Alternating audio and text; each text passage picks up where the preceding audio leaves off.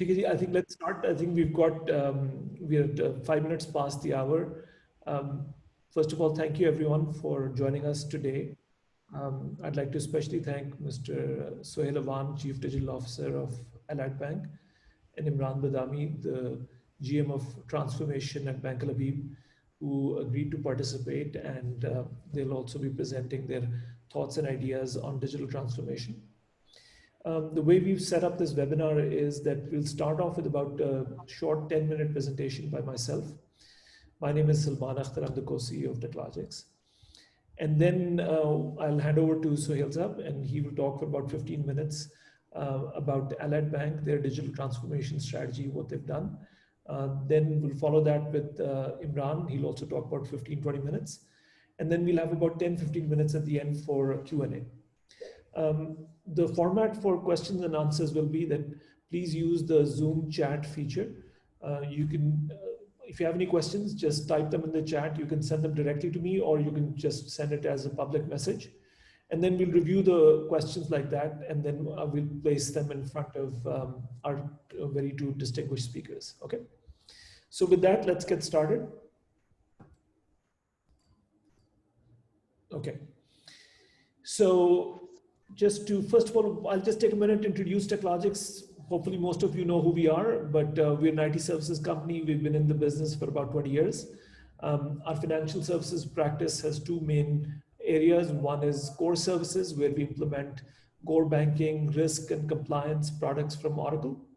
And the other one is digital banking, where we implement Oracle's digital banking experience. We've got about 26 banks that are active customers right now. And in Pakistan, 10 out of the top 10 banks are our customers. We've got about 16, 17 customers in Pakistan. Okay. So with that out of the way, let's get into digital transformation. And the key message that we see when we work with banks, talk to banks, is that customer behavior is changing very fast. The old way was that banks would push things out to customers. So banks would say, we offer these products. We've enabled these channels. We've got ATM, etc. And internally, we will target these customers. So that was a very, from inside looking out view of the world. Of course, the world has changed, and now this is a customer-centric world. And in a customer-centric world, customers pull. Banks are no longer pushing, customers pull. And what are customers saying? They're saying, I want this convenience. I want this experience. I want these capabilities. So the bar of what needs to be delivered to the customers is no longer being set by the banks and what banks choose to offer, but by customers and what customers are demanding from banks. And that's a very, very big change. Okay. So what does this mean? So three things. So convenience, that translates into omni-channel digital. So every capability via every channel. The second thing was experience. And here the key concept is a customer journey. And the customer journey is from request through service delivery. And that's terribly important. It's not just that you've taken a request from the customer, but you have a digital process to fully service that request so that you can give a result back to the customer. That's what delivers the full customer journey to the customer. And in fact, in many ways, you can argue that if you only digitize the first part, which is accepting the request from the customer, but the back-end process of it, your internal process delivery is not digitized, you may actually create even more problems because the gap between what the customer expects and what you're able to deliver might increase. So from a customer perspective, they're saying, if I put in a checkbook request through a digital channel, mobile app, whatever it is, then I expect it to be fulfilled without any friction in a short amount of time. So that's the customer experience part. And the last part is capabilities. And in the capability world, we know that we've gone beyond just banks. So now it's banks plus fintechs. What else can you deliver for me? What else can this bank do for me? Okay. So very different world. Omnichannel digital starting stakes, you have to be there. You have to deliver the full end-to-end journey, and you have to have a much broader set of capabilities compared to the traditional current and savings account, term deposit, asset origination, etc. Okay. One other key factor about the digital transformation experience right now is who's your competition. And from a customer's perspective, you're actually competing with this called FANG, right? So FANG is Facebook, Apple, Netflix, Google. And if you look at the FANG world, in the FANG world, you have omni access. All of these players, they give access to their products and services through web, mobile, voice, wearables, every channel. The second thing about all of their products and services is high degree of personalization. So my device, my feed, my movies, my offers, my search, everything is personalized to you. And the third part is engagement, a continuous engagement model. There's a friends feed continuously coming in, music suggestions, map suggestions, etc. And all of this is the experience of every one of your customers. Probably 99% of your customers are also customers of at least one, if not all four of FlexCube, Apple, Netflix, and Google. Okay, now let's map this to the banking world. Okay, so in the banking world, omni access, okay, we've got branch, we've got ATM, we've got call center. So we've got three things. Question is mobile. Are we mobile first? Because that's where a lot of your new customers are living. They're living on their phone. What about wearables? Do you support wearables? In terms of personalization, do you have any customized products for your customers, or is it the exact same product that every customer has to get? Okay. And in terms of engagement, what about life experience engagement? So if you know that your customer is 22, 23 years old, you know, he probably is just starting his first job. So at that point, are you engaging with the customer in a different way, knowing that he is at a certain stage of his life? What about actions on inbound? If the customer actually sends you a request, are you able to complete those actions that the customer asked for? Okay.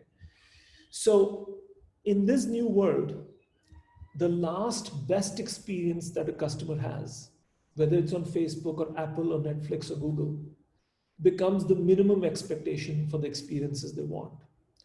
So the customer is saying, you know what, if Facebook works this way, and if Apple works that way, and if Google works this way, why doesn't my banking application work this way also? Why doesn't my banking mobile application also give me these capabilities? And that's the question that banks and people like us who work with you have to answer. Okay. So our view is that there are two phases of digital transformation. There's an outward phase, and this is your face to the market. And the key thing over here is your digital banking platform. Then there's digital lifestyle enablers, fintech opportunities. And equally important is digital inward. So this is your internal enablement. And this is really about digital processes, a digital IT architecture, agile customer engagement, etc. And both these things have to be done. To have a complete digital transformation, you have to be digital outward and you have to be digital inward. So we believe that digital transformation is only enabled by technology, but it's really driven by strategy, by new ways of execution, and by data to measure your results. Because one of the interesting things about digital transformations and digital platforms is that they're very data rich. So now you can actually do something and measure the output and outcome of this thing. So a typical journey that you might take, so there are four parts. There's structuring the change. So, you know, where to begin your digital transformation and where to take it. Deciding what not to do. This is equally important because there's so many things you can do in digital transformation. You have to have a clear vision of what you will choose not to do. Okay. Once you've come up with a strategy, then you can figure out what is my new customer. How am I going to redesign my experiences for my customers and the products that I want to offer? And then equally important, enabling digital processes so that you have end-to-end digital execution for the new customer journeys. And once you've enabled this, the ability to measure the digital change, analyze the data, and improve the process. So you have a continuous process of improvement. Okay.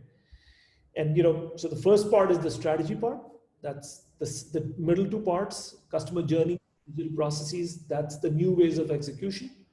And analytics is what drives the analysis and iteration of improvement. Okay. If I look at the building blocks of digital transformation, from a digital outward perspective, there's the digital banking platform. That's your omni-channel customer portal. From a digital inward perspective, you need a process automation platform. These are technologies like BPM, RPA, middle office solutions that manage functions like, for example, trade finance, etc. And then, of course, everything drops down into your systems of record, core banking, cards, etc. And of course, all of this is typically being enabled by a service bus, which is gluing all of these systems together. So in terms of digital banking platforms, we've of course got Oracle Banking Digital Experience that we as TechLogix partner with. We've implemented this at both Allied Bank, Bank Al Habib, and some other banks also. For process automation platforms, you have solutions from IBM, from Oracle. TechLogix has its own solution for doing originations called TMX. So there are multiple options over here. But these are the two big areas that you have to cover. Okay, digital outward and digital inward.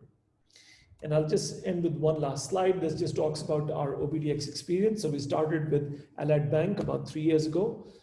We've taken them already through one version, then an upgrade. We're going to start an upgrade pretty soon to the latest version. Bank Al Habib, we just went live on OBDX version 18.3. Mizan Islamic Bank, we're implementing right now. MC Islamic Bank is live with the OBDX corporate. And then Afghan International Bank is live with OBDX retail. Okay. So with that, I will thank you, and I will now turn over to Sohail Avanza.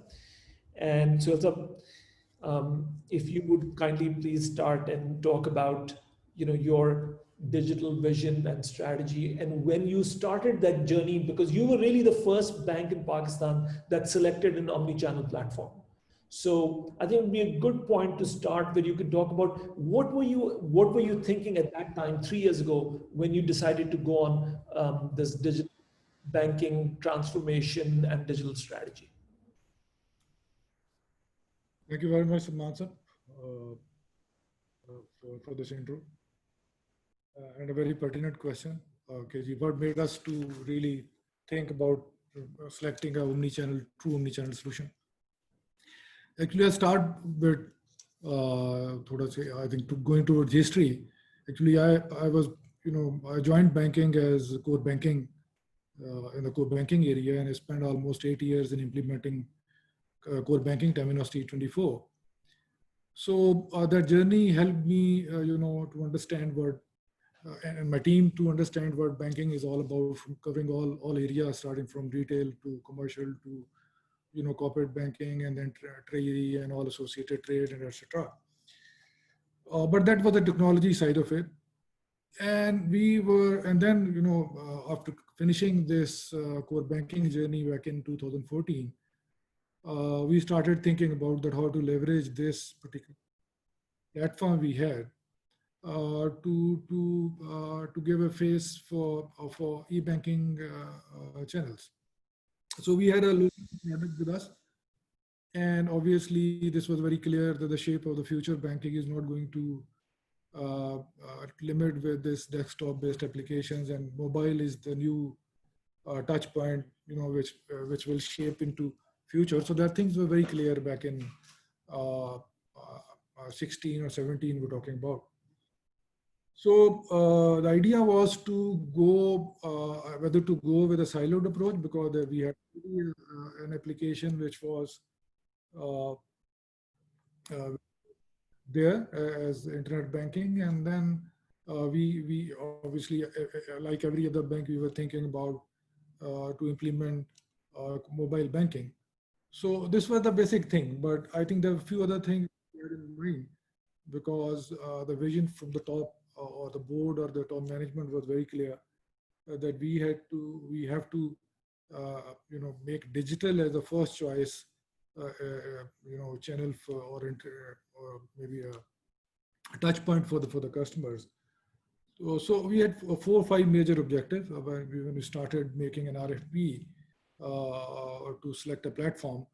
The first was to have an omni-channel solution whereby customer is not required to go to different siloed platforms to interact, whether the customer is interacting with through mobile application or through internet banking platform, and going forward some other channels as well, maybe kiosks and other things. So that's the first thing. We want to keep the experience seamless across all the customer touch points. Obviously, that was not possible, from the very first day, but that was the approach which we had in mind. The second thing was that we saw that the major limitation while launching new services in general in the banking domain was middleware, because most of the banks around us and including ourselves, we were dependent on a middleware, which was basically an offshoot of ATM controller. So ATM controller was being used by by ABL and like other banks as a middleware to transport messages or integration between among different systems, including this omni-channel platform. So to address that, we were very clear that we're going to keep the identity management piece independent. So not with the third objective, because if we really want to make customer interaction seamless, so we have to make the identity float across different customer touch points rather than sitting it within one particular system. So this was the third objective. So and the fourth major concern, which was very near to our heart, and maybe the board had a very stringent the security, because we really wanted to go for a platform which is branded A grade, A plus, as far as the security architecture and resilience is concerned, because that's something any bank can fall short of certain features, anything, but if it really falls short of security, and if the consumer confidence or the customer confidence is somehow shaken once, it's really difficult to bridge it. It takes a long time to really to bring it back. And the fifth thing which we had in mind was the personalization, because one size fit all. I think the kind of customer diversity or segmentation we have in Pakistan, addressing kind of social and economic backgrounds. So I think we had this particular thing in mind, that we have to find a solution or select a solution which is really capable of bringing in that personalization which was required to address different segment of customers. So this was the broad 5-point which we had in mind, and which we really kept in mind while building a RFP.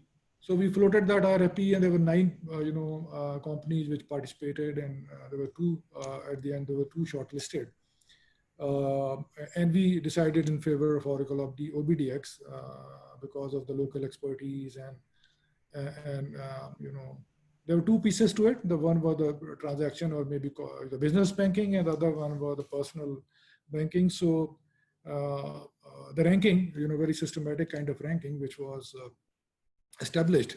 There were 437, 50 requirements. We graded each requirement as this is achieved through customization, this is achieved out of the box functionality, or whether this is achieved through by some maybe it's not available. Like, so we granted each independent score to each kind of coverage by the solution, and then ranked the solution on the functional ground, and combining with other things, we reached to this particular score that was in favor of Oracle at that time. So second thing was to select a partner. So we preferred Technologists, which you haven't shared with our Technologists at that time, because and now maybe time to share with Technologists, because we knew that the Technologists has good background and they understand banking, because at the end of the day, we are to digitize banking. Because if the partner is really versed with what banking is all about, I mean, all the aspects of the banking, from the compliance, risk, and functional standpoints, So it's easier to talk to and easier to build the services around, rather than talking to someone who is really not that much in depth of these particular areas. So that's why we, and then obviously there was an advantage because local presence was also an added comfort, which made us to select Technologics back 3 years back. So that's it. I think from vision and strategy point of view, I think we are clear that there are three pillars to it. The first is that we are going to bring in a culture, processes and technologies, people, process and technologies all aligned towards self-service mode of banking. So this is one thing. Second thing is to make our field force to really focus on customer facilitation and customer onboarding and more towards sales and facilitation thing rather than transaction processing. So that vision is very well supported by our top management. I think the way digital banking organization is structured at Allied Bank really complement that very thought process. Digital banking at Allied Bank is really empowered to transform all areas of the bank. So branch related procedures, processes are also falling in digital banking. So it's truly a transformation team, irrespective of the channel we are talking about. And that's why we are taking all channels in single view, talking about making this digital. So that's the answer to your question. Sure. Well, first of all, thank you for your very kind words about Technologics. But one question that I'd like to ask you now is, this is a journey that you've now been on for 3 years. So let's ask this question. How do you measure your success? You put this thing in place, big commitment, big investment. How do you measure your success? I think this is a very tricky question because there are multiple dimensions to it, but predominantly the kind of thought process we carry and is supported by our management that we are not looking at from P&L perspective, in a state manner, because we are not that much maybe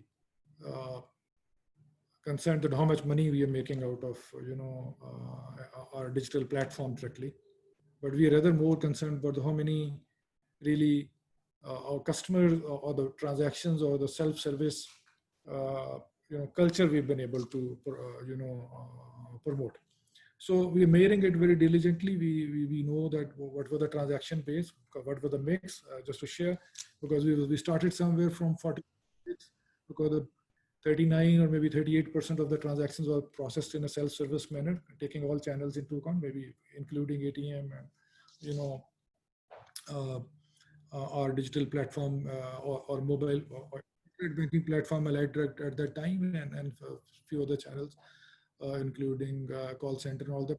And we obviously were conscious that we had to convert this or change this mix. So at this point in time, we are touching to 60 plus transactions which are being processed through self-service mode, all same channels. And this is in addition, this STP thing, straight through processing, which is file uploads and all that, is in addition to it. So, and that was the kind of target we not only, kept of ourselves, but also we've been able to impart or maybe pass on that challenge to our branches as well, because we've been successful in passing on that challenge and that KPIs to branches as well, because the branches at Allied Bank have been measured that how many of your transactions are being processed in self-service mode and how many are being processed on counter or on human-assisted mode. So this KPI is part of the now, having the support and all this, vision from the board. Now is being a measurement point for even not only for the digital banking, but also the team, but also from the people sitting in the branches, because that's where, if they're not been made accountable or not been made conscious of the fact, because digital banking is at the end of the day, because customer, if they're not working hard to really convince people who are visiting branches for bill payment, utility bills, and maybe other transactions. So I think we sitting at the head offices are maybe not been that successful, because we can launch campaigns, you can offer goodies to make them, make customers convinced, but that's not, I think, is a very kind of sustainable model. Either the things like this pandemic, or maybe that can make things really then bring change of mind, or the other really I would say organic way of transformation is really make people to think in this direction, really interacting with customers. So that's how we are really measuring our success. So that was very interesting that that you've actually lined up your branches also, that they're accountable for the digital transformation and the move towards self-service. I know that you're also working on some very interesting digital branch initiatives also. So could you please tell us a little bit about that?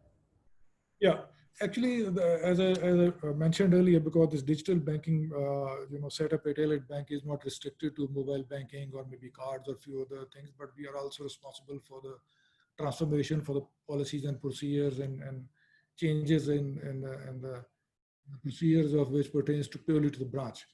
So that way, we are really taking all possible measures to make really people, customer, comfortable in using digital means of transactions for themselves. So we are the first direction is really to make those tools and technologies available at the branch, whereby and make people, say for example, we're measuring it. We know that how many of the inquiries, how many of the transactions which your branch is processing on daily basis, and how many of those are really are possible to convert to be processed through self-service manner. So technologies are really means to achieve that objective. So provisioning of service kiosks, provisioning of tablets and all those things are really means to achieve to that objective. But as an experiment or as a starting point, we launched a branch at LUMS, a smart branch kind of thing, which is really run by a single person. So the idea was not to put up a branch which process transactions for the customers, but rather we make customers to or LUM students to process those transactions for themselves, and the person is there to really assist if someone want to get a get some help in terms of processing their transaction. So that way, I think right from the start, we've been successful in processing more than 85% of the transaction in self-service mode. And we placed one interactive teller machine, which is a video assisted banking, and then a variety of other technologies which are there. And that branch even taking care of the transactions which are those which are not processed by Elite Bank customers. So if someone from if any student who is not really a bank's customer, he can go to he or she can go to any ITM and can deposit the amount in terms of cash and can fee his or her fee using an interactive teller machine. So the idea again was same, because to see that how we can really that how many transactions, that was the target, and the target for the people who are sitting in the branch or standing in the branch is not really to process the transaction, rather to make our customers to process those transactions on their own, and whatever the difficulties or maybe the process alignment is required to make it convenient for the customer. I think that's what we get back as feedback, and then we keep working to improve it. So that was very first experiment, and now we are moving to a few other universities that are in pipeline. We have acquired space and we are working to design those branches. We are going to IBA Sakha and a few more. And now we are also working on a platform branch for in one of the upscale mall in Pakistan. So that will be also a different concept, because I think I'll keep that concept to myself right now because it's not there. Sure. Sure. One last question I'll ask you. I know you have Elite Bank has worked with a number of fintechs. So I'd like to get your candid opinion. How has that experience been? What has worked? What hasn't worked? So just some thoughts on the fintech situation. Well, as a whole, this is a learning experience so far. We've been quite receptive to fintech players, and we've been entertaining them. We've integrated many of them with us for payments, for a few other use cases. One of fintechs is really helping us to in branch location, geofencing, and location sensitive alerts to our promotion alerts to our customers based upon geolocation tagging. And we also using fintechs to promotions on different channels, payment part as well. But I think the overall lesson we have learned so far, because it requires effort and certain, to an investment as well to integrate any of the fintechs.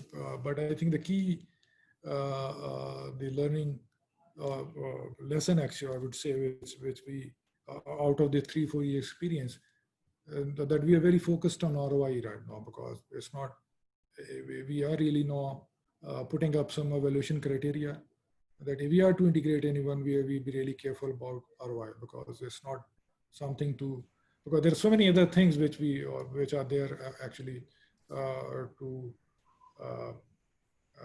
which we can be offered using the same time and cost, as an opportunity to offer to customers. But at the moment, I think first and foremost focus is to really make banking easy for the customers in first place, because if that very thing which we are offering as our primary service to our customer, for that service, if customer has to walk to the branch or go to different difficult procedures, as you mentioned, because of the backend is not rightly, I would say, automated and not digitized.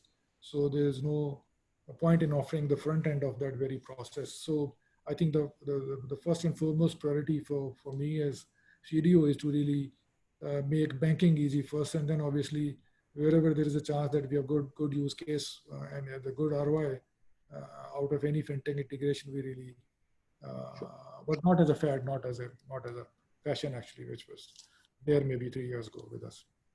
Great. Okay. In fact, I'll just take this opportunity to mention that I think the latest fintech integrated is actually the digital lending product from TechLogix that you've just launched, I think, about a month ago. Yeah.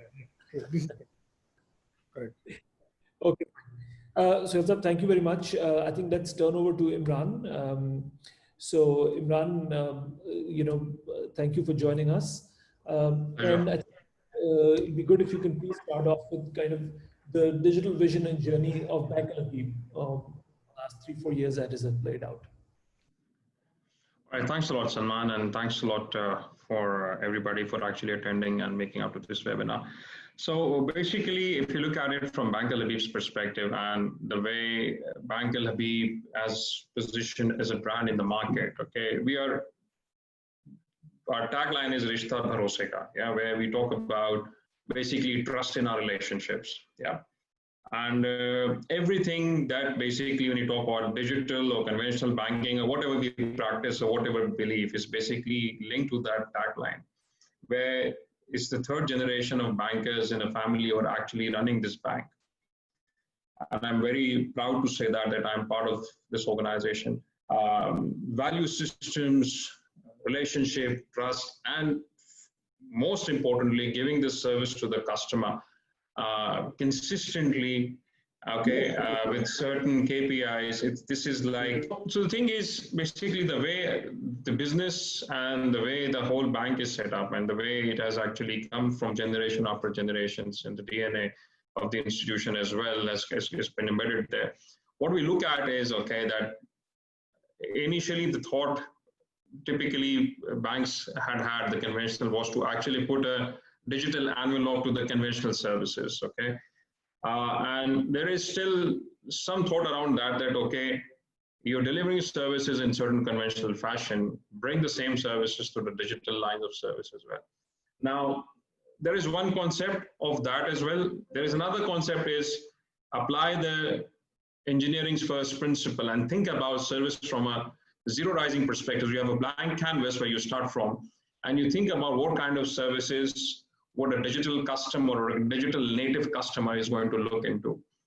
So we have actually taken, or we have taken both the approaches and try to create a hybrid whereby we believe that, okay, there are a certain set of services which we believe are legacy, so the kind of funds transfer and IBFT and all of that, legacy services which are there.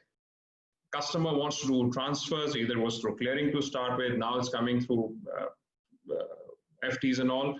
Plus, there are new things that need to also be accounted for, which through our own capability, we should be able to deliver.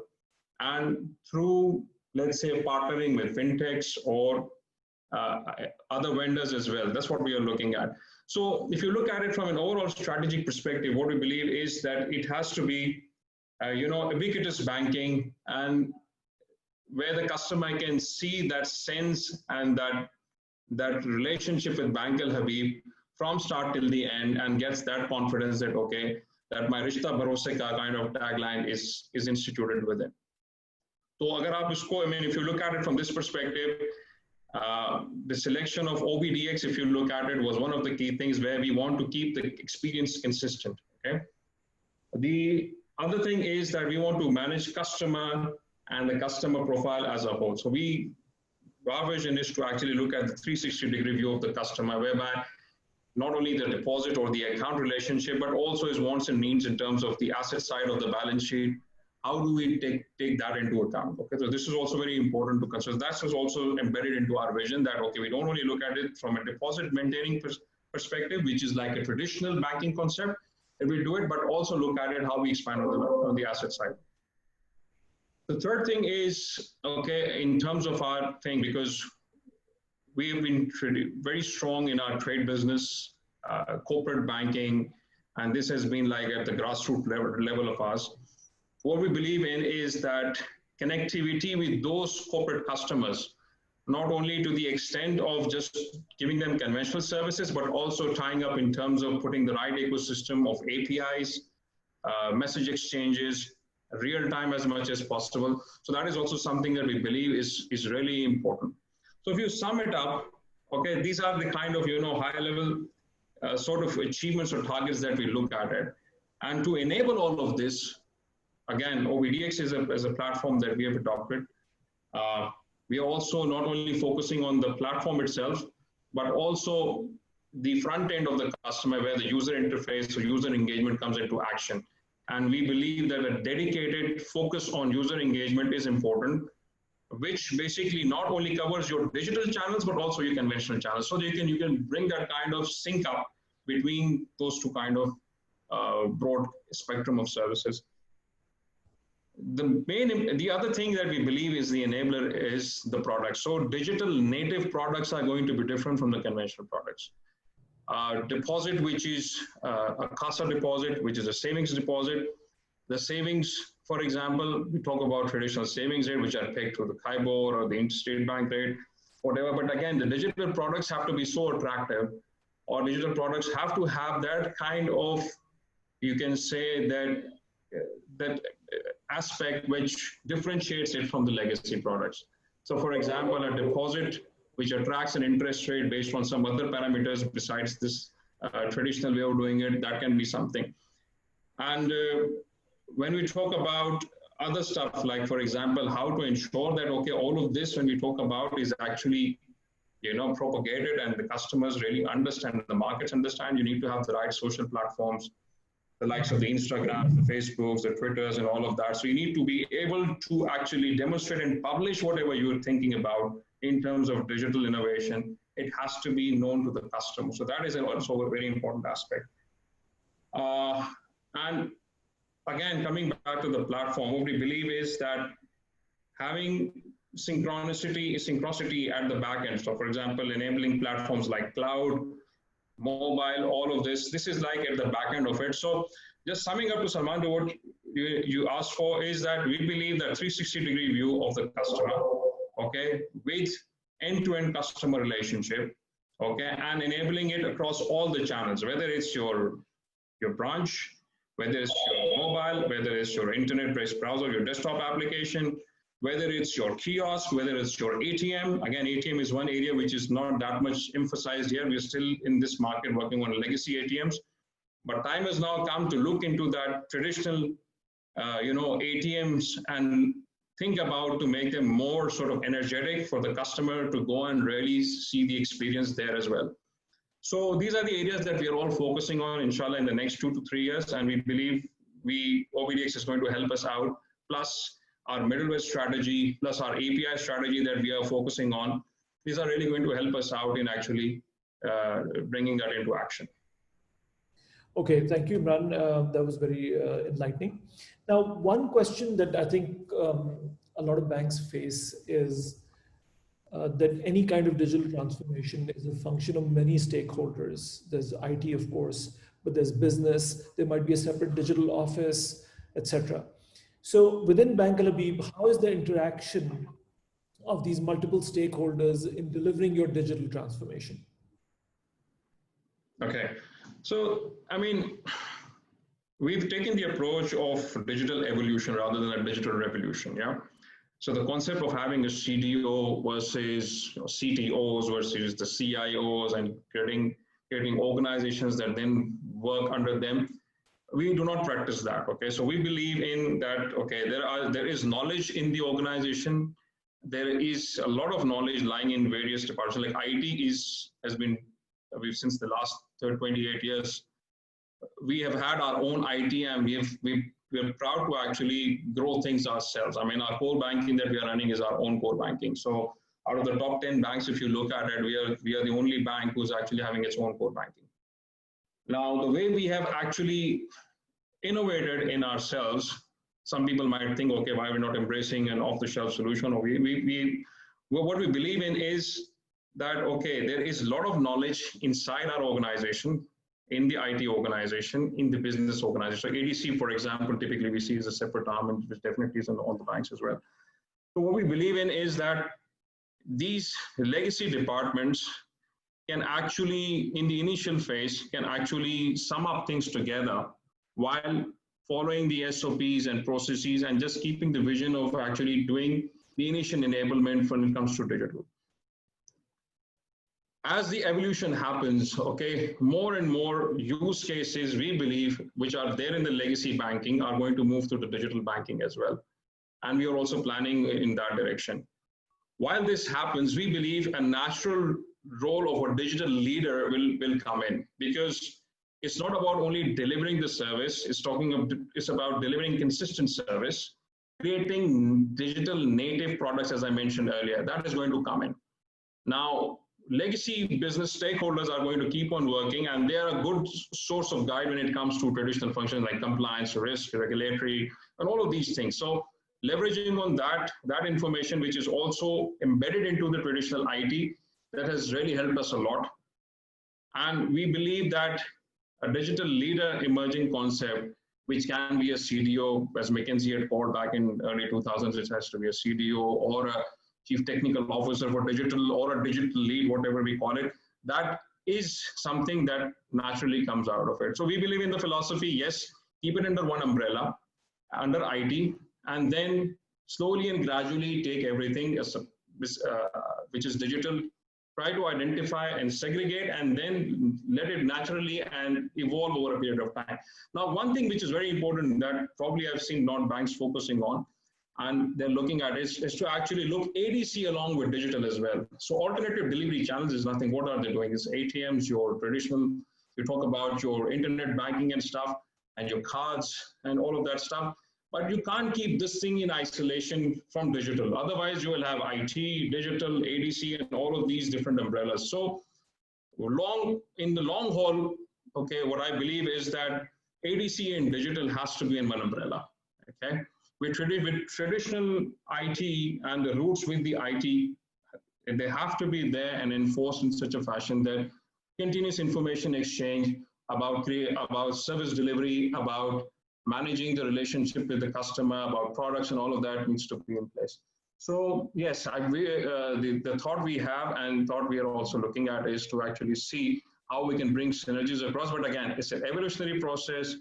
not something that we believe in should be a day one CDO coming up and this. So this is the way we think about this whole thing.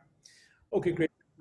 Now, let me ask one more question, which is, you briefly mentioned APIs and open APIs and transitioning towards that. Okay. So where do you see that going? Because most banks are talking about it. Where does what's your vision, APIs in this sense? See, I think what I believe is that when you put APIs are there, okay, and APIs, this has been it's not a new concept. Information exchange across various systems, it has always been there. Now, the way we are talking about SOAP versus REST APIs and bringing more sort of, dynamism to this whole concept of connectivity is actually becoming pretty common. And now customers are also demanding that, okay, we want to exchange information in a real-time fashion, okay, and we want to exchange in a number of steps so that we can ensure that security is there, connection is there. So, all these use cases are encapsulated into an API ecosystem. So when you talk about APIs, yes, I think most of the banks now have deployed API frameworks. Data Power is there from IBM, also called API Connect. Oracle Application Gateway is there. So, and people have created their own custom API gateways as well. So yes, this is something that is going to be for a corporate relationship, especially when it is a bank to entity B2B kind of relationship. This is going to really flourish, and this is now becoming the norm. In fact, what I believe in is that whenever the corporate department or a corporate sales team just goes and visits a customer, there has to be a booklet or a bouquet of APIs that can actually be offered along with the conventional products, because typically businesses would go and offer credit and deposit relationships and cash management and trade services.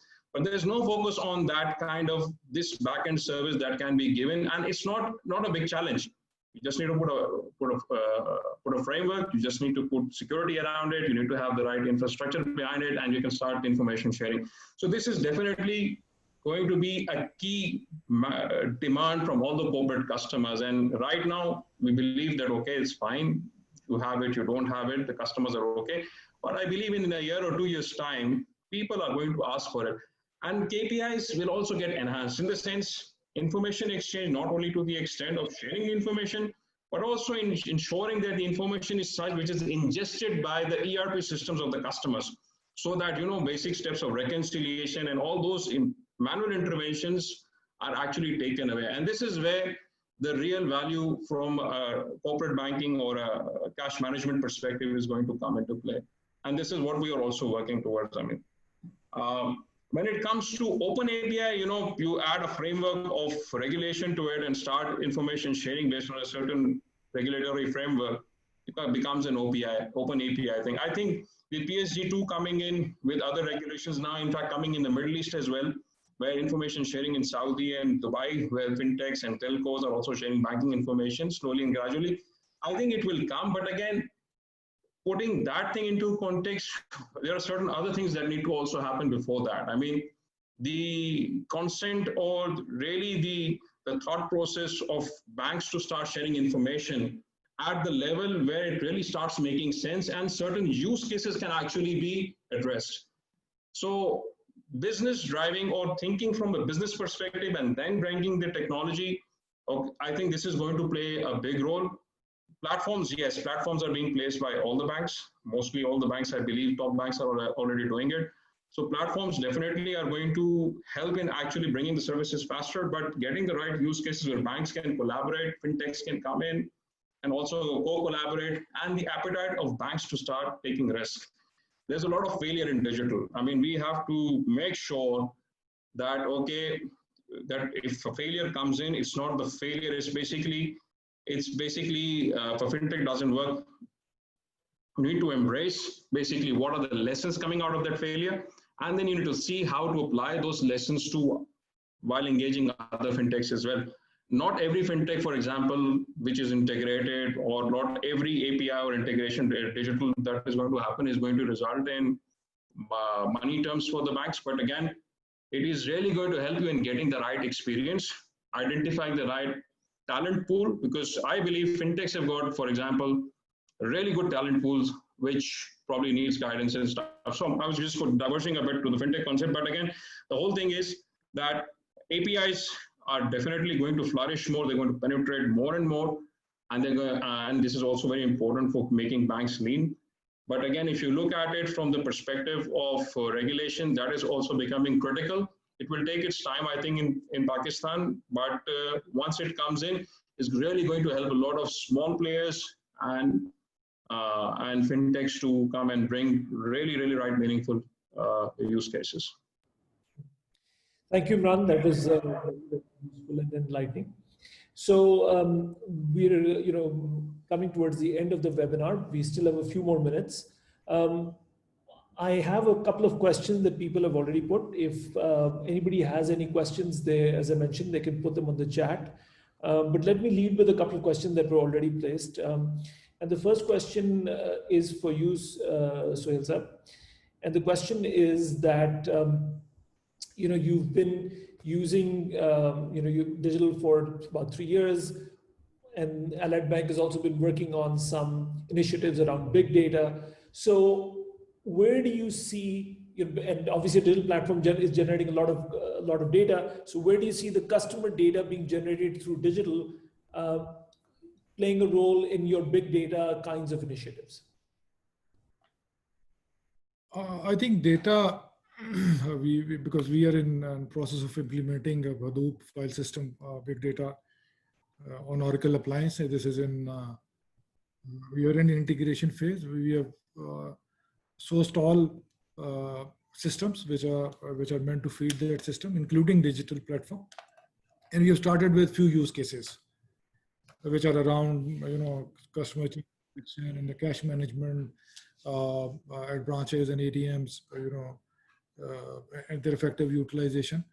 But I think as for the digital is concerned, at this point in time, we are feeding digital data and we're measuring it, and we are also not relying solely on the data which is being generated from the customer using that platform, but we are also working on bringing in data from other sources as well, from social media, and we are also in discussion with certain other sources where we can really bring in that data, and you're also part of that discussion, for the lending and other things, where we can, as a data monetization perspective, there are certain organizations which are collecting much richer data compared to banks, from many other dimensions, which can be really, which can complement making right decisions about customer onboarding, lending, and certain other areas. So I think in that area too, I think Allied Bank were the first one to start implementation of big data. And in parallel, we are also very much, for this data governance part of the study, because the data has to be reliable, has to be dependable for the right decision making. So I think we're not that ahead in that journey at the moment. We had, but I think we are in the direction whereby all source systems are right now integrated with the big data. We have started on 10 use cases, which are primarily be a base for implementing customer relationship management, which will be a next step in completing this ecosystem, which is be part of, very tightly integrated with all these customer touch points, and taking real leverage from the data behind, irrespective of the source of data, which is really helping us to make right customer behavior analysis. So you just mentioned CRM, and there's another question that has come in. So I think I'll just lead that to you also. And the question is, how should banks tackle personalized solutions for different customer segments? Well, like for example, a very simple requirement that there are people who every day we measured one point that how many customers are approaching a bank to know their balance. There's so many customers who are, on average, just to share, there are 30 calls per branch. The people calling, just to know what is their last transaction, or maybe they have got a specific credit or debit, into their account, or what is their balance, because they want to know it before writing a check or from some other use cases or other purposes. Now, how to help this, feature? So, how to help this very requirement without, making customer to walk to branch to know. So, there are customer, there are segment which can be really facilitated through internet or mobile banking, but that requires some kind of literacy to really onboard for digital banking as of today. It's not that easy. But no, maybe WhatsApp is another channel, or maybe SMS is another channel whereby customers send a certain text and get a that balance in return. So keeping there are certain things which we haven't which we know that the more touch points you really offer, based upon their study, this is a particular pain point, this is a particular use case which we are going to resolve, because if we're taking 30 calls per day, maybe in physical or on phone to serve that very requirement, a very small piece of functionality. So these are the four touch points which can be always, that, ATM is also there to know the customer balance, but call center is also there. But still, there are 3 million customers who are approaching to branches to to know their balance. So that means there is something missing as far as the user preference is concerned. So that's the kind of thing that we are applying, and we are enabling different touch points to really resolve the issues one by one. Yeah, I think you briefly mentioned WhatsApp, and I think that should really be a priority area now that WhatsApp has allowed business messaging on that platform, because that's the single messaging platform that 100% of all Pakistan smartphone users have. So I think there's a lot of opportunity on that platform. So we are ready. Okay. We are launching it in a 2 months time. So. Sure. Okay. Let me, Imran, turn to you, and this is a question, a little bit tricky question, but feel free on how you want to answer this. So the question posed is, can our guests share the impact of digital transformation achieved so far in terms of customer experience or customer base? Can you repeat, Salman? I lost you a bit. Sorry. So the question was, can our guests share the impact of digital transformation achieved so far in terms of customer experience or customer base? Is this with regards to our bank, or is it in general? Is it regard to your bank? Please. I mean, if somebody wants to share, and we'll be more than happy to listen to him. No. The question is to you. So what has been the impact on Bank Al-Habib in terms of, now that you've gone through this digital transformation or in that journey? So what are the early results that you're seeing so far? Let's put it this way. All right. Okay, so my mistake, maybe I thought it a bit different. So, I mean, if you look at it since we launched OBDX in the last 3 months ago, in fact, yeah, and we had a legacy internet banking platform. We have seen remarkable, first of all, I would say, take up in terms of service, yeah. So we had a process whereby some people liked it and some people didn't, but we believe it was very important for us to do, where we had to ask our customers to come in and do registration. It was a simple 5-step registration process that people could actually do it within 2 minutes, including the security OTP sharing, putting the credentials in. 2 minutes is the average time of person getting into it and actually going to the landing dashboard where he or she can actually look at the balance of the main account or whatever account he or she had used to register with. So that was a good experience. In fact, I was with somebody yesterday evening and they said, okay, the initial process that we had, for example, for self-registration was typically based, you had to put the card number, you had to put the PIN, then you had to call the call center and this and that. So from that perspective, what we have done is that, okay, trying to onboard customer, okay, from the perspective that, okay, he or she is able to come faster onto the platform, okay, and the faster, that is the initial impression. In 3 months, 2.5 months rather, we have actually gotten more than 60,000 users to come in on this platform without any advertisement. We haven't done any publicity here. Okay, so you can imagine that, okay, and it was all through the word of mouth and basic sort of publicity at the website. Okay, the app is yet to be launched, and we have got, it seems very promising, and we are really hoping that, okay, these numbers are going to go up logarithmically rather than actually sequentially. So that is going to be one thing. In terms of the uptake and in terms of the response that we are getting on our social media, and in terms of the call center response that we are getting, okay? The responses that we were getting before versus, or the complaints that we're getting before and the complaints we're getting now, the nature of those complaints have changed.